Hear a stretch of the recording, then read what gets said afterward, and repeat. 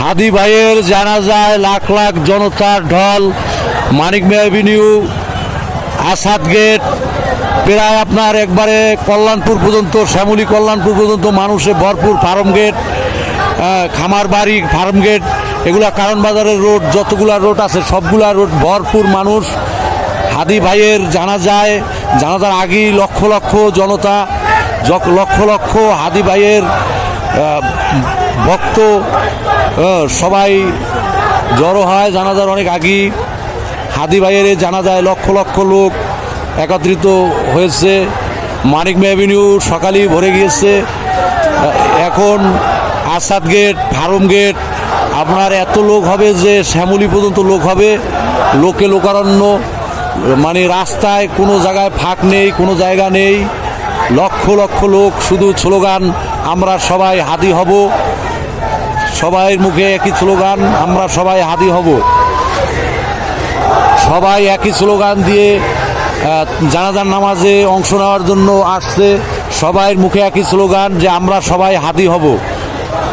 লক্ষ লক্ষ জনতা জানাজার আগেই এসে উপস্থিত।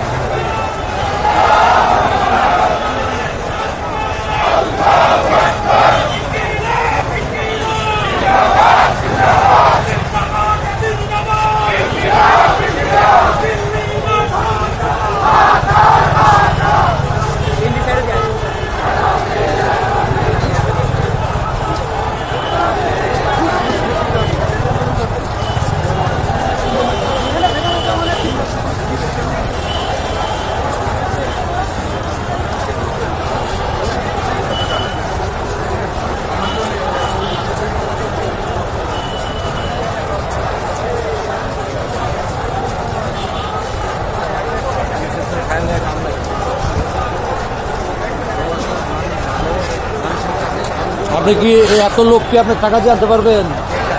ভালোবাসা না থাকলে এত লোককে টাকা দিয়ে আনা সম্ভব? ঢাকার না, বাংলাদেশের ইতিহাস জানাজার নামাজে।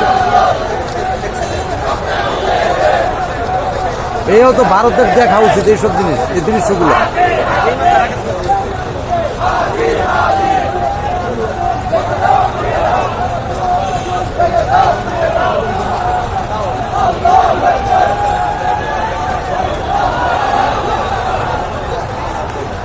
লক্ষ লক্ষ জনতা, জনতার স্রোতে মানিক মিয়া এভিনিউ কানায় কানায় পরিপূর্ণ।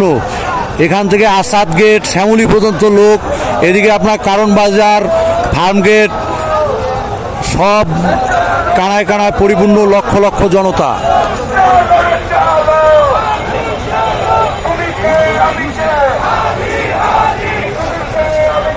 সবাইয়ের মুখে একই স্লোগান, তুমি কে আমি কে, হাদি হাদি।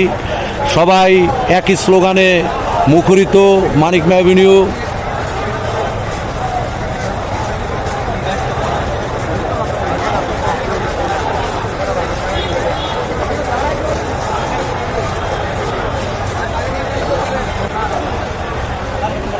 লোকে লোকারণ্য, মানুষ এখনো আসতে আসছে জানাজার। যেভাবে লোক আসতে আসছে, যে অনেক লোক জানাজার অংশগ্রহণও করতে পারবে না, এভাবেই তারা আসতে আসে সারা বাংলাদেশ থেকে। লক্ষ লক্ষ জনতা ঢল, কোনো এক ফুট জায়গা ফাঁকা নেই। না, ওটা তো তোলাই যাবে না, আমার এটাও তোলা যাবে না, জানে আমার।